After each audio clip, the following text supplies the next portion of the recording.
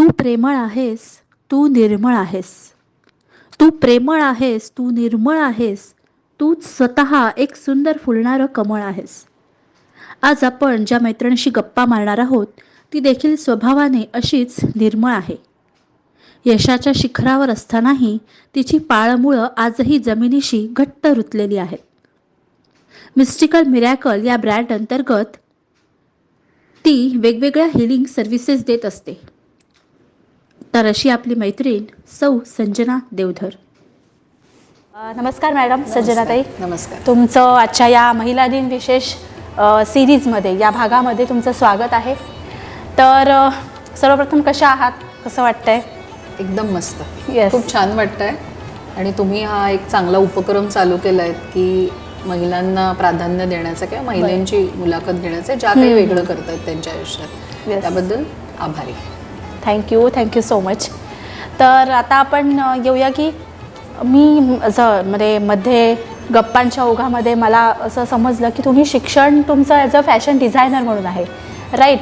तर मग हे फॅशन डिझायनर ते प्राणी हिलिंग किंवा हिलर, तर हा एकंदरीत प्रवास तुमचा कसा आहे त्याबद्दल जाणून घ्यायला आवडेल.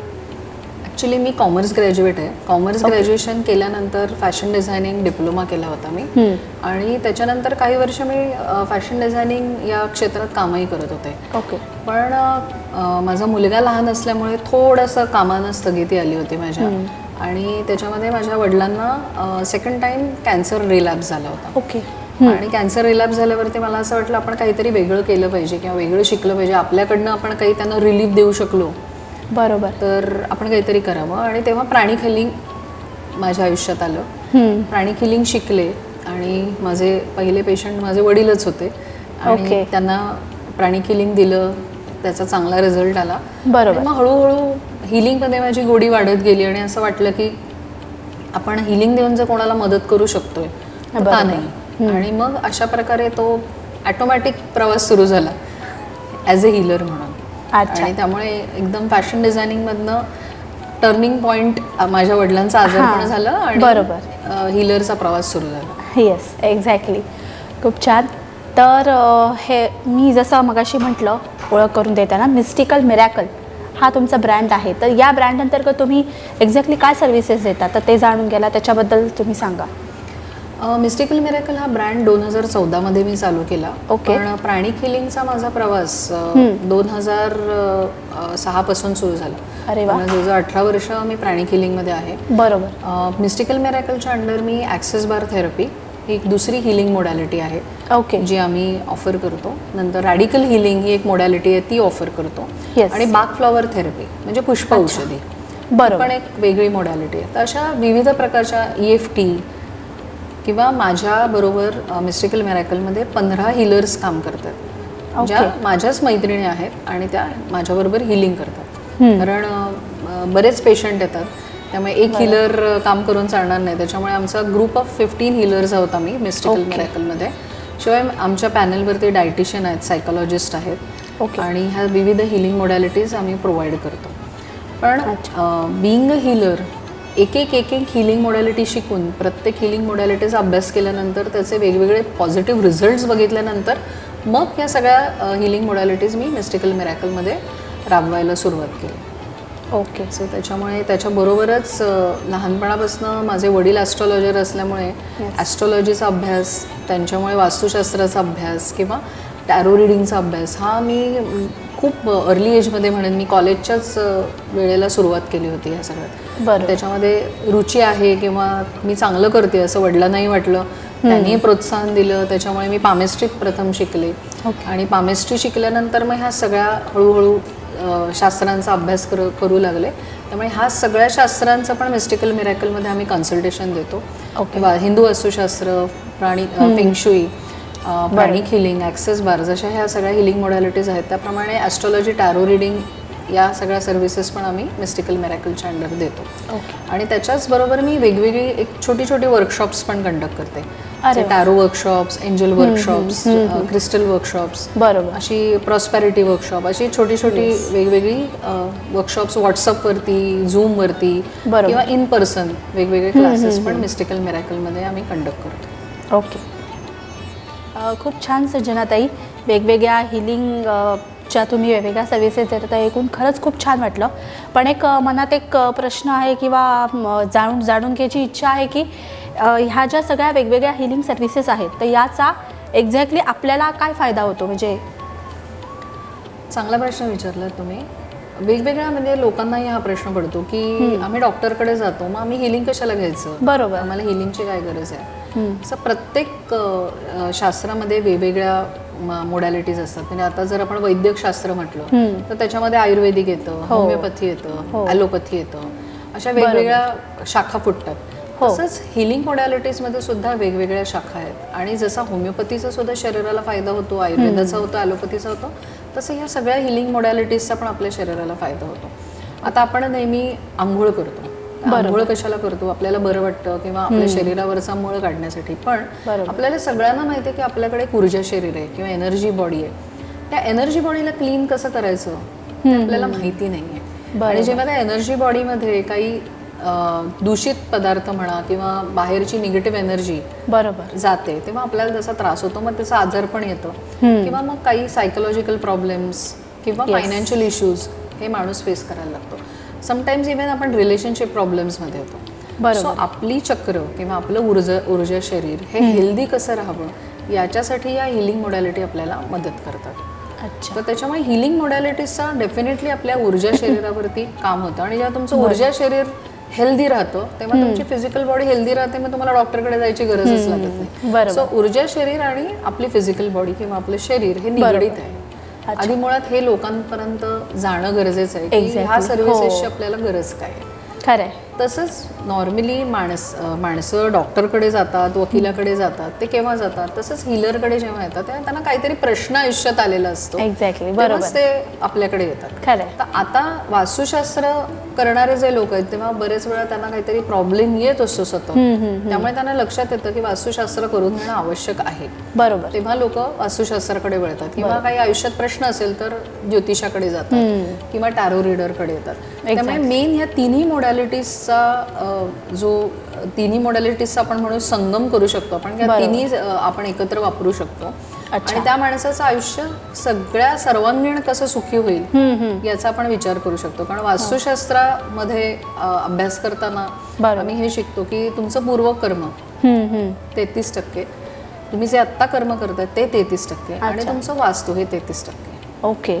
पूर्वसंचित जाणून घेण्यासाठी तुम्हाला ॲस्ट्रॉलॉजी लागतं. बरोबर. तुमचं आत्ताचं कर्म करण्यासाठी तुम्हाला काम करावं लागतं. मध्ये मध्ये गायडन्स घ्यायचं असेल तर टॅरो लागतं. आणि जे 33% त्याच्यासाठी वास्तुशास्त्र लागतं. सर 99% सगळ्या गोष्टी जर तुम्हाला सुधारता येतात तर कोणाचा तरी गायडन्स खाली आपण त्या आयुष्यात सुधारू शकतो आणि आपला सर्वांगीण विकास करू शकतो. वा, खरंच खूप छान आहे.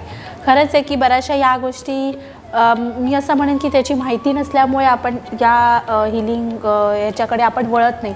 कारण काय, आता माहितीचा अभाव. आपल्याला नॉर्मल डॉक्टरकडे गेलं त्यांनी गोळी दिली, मला बरं वाटलं हे कळतं, पण त्या गोळीचा पण शेवटी इफेक्ट होतच असतो शरीरावरती. तर हे लक्षात येत नाही तेवढं. तर तुम्ही ह्या ज्या एवढ्या हिलिंग सर्व्हिसेस वेगवेगळ्या येतात तर आत्तापर्यंत याचा एखादा आला तुम्हाला आठवणीत राहणारा अनुभव, बरेच अनुभव असतील तर एखादा नक्कीच तुम्ही शेअर करू शकलात तर आनंद होईल. असा अनुभव सांगायला खूप अनुभव आहेत. आपल्याकडे वेळेचा अभाव आहे त्यामुळे मी फक्त एक उदाहरण तुम्हाला देईन. एक प्राणिक हिलिंगमध्ये एक उदाहरण सांगेन की एक मुलगी होती जिला 28व्या वर्षी ब्रेन हॅमरेज झालं होतं. अच्छा. आणि तिचा ब्रेन हॅमरेज झाल्यानंतर डॉक्टरनी सांगितलं होतं जगण्याची शक्यता फार कमी आहे, क्रुशियल आहे. आणि त्या केसमध्ये आता ती मुलगी आम्ही प्राणिक हिलिंगनी बरी झाली आहे, कम्प्लीट बरी झाली. आणि ती मुळात 28व्या वर्षी ब्रेन हॅमरेज आहे, सगळ्या फॅमिलीला पण धक्कादायक होतं. अशा गोष्टींमध्ये जेव्हा डॉक्टर म्हणतात की आम्ही काही सांगू शकत नाही, तिथे जेव्हा हिलर त्यांच्या हिलिंग सर्व्हिसेस द्यायला सुरुवात करतो तेव्हा काही मॅजिकल चेंजेस होतात आणि ते आम्ही प्रत्येक केसमध्ये अनुभवतो. ती एक केस आली. त्याच्यानंतर एक मिसिंग हार्टबीट एक प्रकार असतो. तर मिसिंग हार्टबीटमध्ये सुद्धा डॉक्टर औषधोपचार वगैरे करतात पण बरेच वेळा ते बरं होत नाही. तर प्राणिक हिलिंगनी 1 महिन्याच्या ट्रीटमेंटमध्ये आत्मा कम्प्लीट बरा होतो असं आम्ही बघितलं. इवन लहान मुलांच्या केसेसमध्ये ADHD चिल्ड्रनमध्ये आमच्या सर्व्हिसेस खूप चांगल्या उपयोगी पडतात. बरोबर. आता कोमामध्ये गेलेला एक पेशंट होता. डिलिव्हरी झाल्यानंतर 4 दिवसात बाळ डिलिव्हर झाल्यानंतर बाई कोमामध्ये गेल्यानंतर आमच्या हिलिंग मोडॅलिटीज सगळ्या वापरून, अर्थात डॉक्टरी उपचार चालू होते पण डॉक्टर्सना होप्स नव्हत्या. बरोबर. अशा हिलिंग मोडॅलिटीज वापरून आता ती व्यक्ती पूर्णपणे नॉर्मल आहे आणि छान आपल्या बाळाबरोबर चांगलं आयुष्य घालवते. वास्तुशास्त्रामध्ये तर खूप मोठे चेंजेस आम्ही बघितलेत की लोकांचे फायनान्शियल कंडिशन्स इम्प्रूव्ह झाले आहेत, त्यांना ऑपॉर्च्युनिटीज मिळाल्या, त्यांचे जॉब्स मिळालेत. असे अनंत उदाहरणं आहेत सांगण्यासाठी माझ्याकडे, पण आपण आता सगळी उदाहरणं घेऊ शकत नाही आहोत. खरं आहे. शेवटी कसं असतं, आपण जे काही सर्व्हिस करतो, जे काही देतो, त्याच्यामुळे खरंच त्या व्यक्तीत झालेला तो चांगला फरक खूप समाधान देऊन जातो. ही गोष्ट खरंच खूप छान आहे आणि खरंच खूप छान की बरोबर आहे, असे वेगवेगळे खरं आहे अनुभव तर भरपूरच असतात. शेवटी आपल्याला टाईम असतो. तर पुढे मला आता असं विचारायचं आहे, तर वुमन्स डे 8 मार्चला आपला जागतिक महिला दिन येतोच आहे, तर त्यानिमित्ताने तुम्ही महिलांसाठी एक काय मेसेज देऊ शकता? मेसेज म्हणजे आता अर्थात स्वानुभव आपण म्हणतो, स्वतःच्या अनुभवातनं मी काहीतरी एक सगळ्या मैत्रिणींना असं सांगेन की नक्कीच पहिली गोष्ट फायनान्शियल इंडिपेंडन्स खूप महत्त्वाचं आहे. खरं आहे, अगदी. आणि प्रत्येकाने फायनान्शियली, प्रत्येक बाईनी म्हणजे प्रत्येक स्त्रीनी फायनान्शियली इंडिपेंडंट होणं खूप गरजेचं आहे. बरेच वेळा असं असतं की नवरा छान कमावतोय, मला करायची काय गरज आहे, किंवा सगळं छान चाललंय, तर असा विचार न करता की माझ्याकडे जो टॅलेंट आहे किंवा माझ्याकडे जे गुण आहेत ते मी माझ्यासाठी, माझ्या घरासाठी आणि माझ्या समाजासाठी, कारण काय आपणही सगळ्या स्त्रिया सुद्धा समाजाचं देणं लागतो. फक्त घर सांभाळणं, मुलं सांभाळणं हे तर आहेच, हे प्रथम कर्तव्य आहे आपलं, पण त्याच्या व्यतिरिक्त आपण काय करू शकतो हे प्रत्येकाने, आणि प्रत्येकाकडे हिडन टॅलेंट्स आहेत, ते आपण शोधून काढणं गरजेचं आहे. आणि त्याच हिडन टॅलेंटला तुम्ही जर व्यवसायात त्याचं रूपांतर केलं आणि त्याच्यातनं जर तुम्ही पैसे कमावलेत किंवा पैसे कमवू शकलात तर दॅट इज समथिंग ग्रेट. आणि तो कसा, तो एक आनंद वेगळा आहे. बरोबर. म्हणजे मी डॉक्टरची बायको आहे, किंवा मी वकिलाची बायको आहे, किंवा मी चार्टर्ड अकाउंटंटची बायको आहे, बरोबर, आणि माझा नवरा खूप मोठ्या पोस्टवरती काम करतो आणि मी ऐशारामात आयुष्य जगते, याच्यापेक्षा मी कमावलेले काही छोटी जरी रक्कम असली तरी ते मी स्वतःच्या टॅलेंटवर, स्वतःच्या हुशारीवरती कमवलंय, याचं एक वेगळं समाधान असतं. नक्कीच. आणि आपण जेव्हा स्वतः इंडिपेंडंट असतो त्या आपल्या मुलांवरही तसे संस्कार होतात. बरोबर. तर त्याच्यामुळे जेव्हा प्रत्येक स्त्री ही फायनान्शियली इंडिपेंडंट होईल आणि स्वतः काम करेल, म्हणजे पुरुषाच्या खांद्याला खांदा लावून आपण असं म्हणू शकतो, कारण कसं असतं दरवेळेला अरे स्त्री दाक्षिण्य दाखवत नाहीत पुरुष म्हणून आपण नाराज होतो. एका बाजूला आपण म्हणतो आम्हाला समान हक्क हवेत, आपल्याला स्त्री दाक्षिण्याची मागणी करायला नको. बरोबर. आपण समान लेवलवरती, कारण आता सगळी मुलं MS करायला फॉरेनला जातात, अमेरिकेला जातात, तिकडे मुलांना जाऊन स्वयंपाक करावा लागतोय. म्हणजे आता असं काही राहिलेलं नाही की फक्त बायकांनी स्वयंपाक करायचे वगैरे. बरोबर. त्यामुळे सगळ्यांनी जर अर्धा अर्धा वाटायचं तर बायकांनी पुढे होऊन काम करणं गरजेचं आहे. त्यामुळे त्यांना त्यांचे हिडन टॅलेंट शोधून आपलं काम कसं करता येईल आणि आपण स्वतः कमवू कसे, त्याच्यातनं आपल्या घराला कसा आनंद देऊ शकतो, हाही एक विचार त्यांना करता येईल. एवढाच मी मेसेज देऊ शकते स्वतःच्या माझ्या आत्तापर्यंतच्या ज्या अनुभवावरनं. संदेश देण्यासाठी मी एवढी मोठी नाही, पण हा एक सगळ्या स्त्रियांना एक प्रेमाचा संदेश असं म्हणू शकेन मी. वा, खरंच खूप छान संदेश दिलात आणि खूप महत्त्वाचा, छान आणि खूप महत्त्वाचा संदेश दिलात तुम्ही. तुमच्याशी खरंच गप्पा मारून खूप छान वाटलं. आज एका वेगळ्या क्षेत्राबद्दल माहिती मिळाली सर्वार्थाने. तर थँक्यू सो मच. तुम्ही आज इथे आलात, वेळात वेळ काढून आलात आणि खूप छान तुमच्याशी गप्पा मारायला खूप मजा आली. तर अशाच एका मैत्रिणीला घेऊन आपण परत पुढच्या भागामध्ये भेटणार आहोत.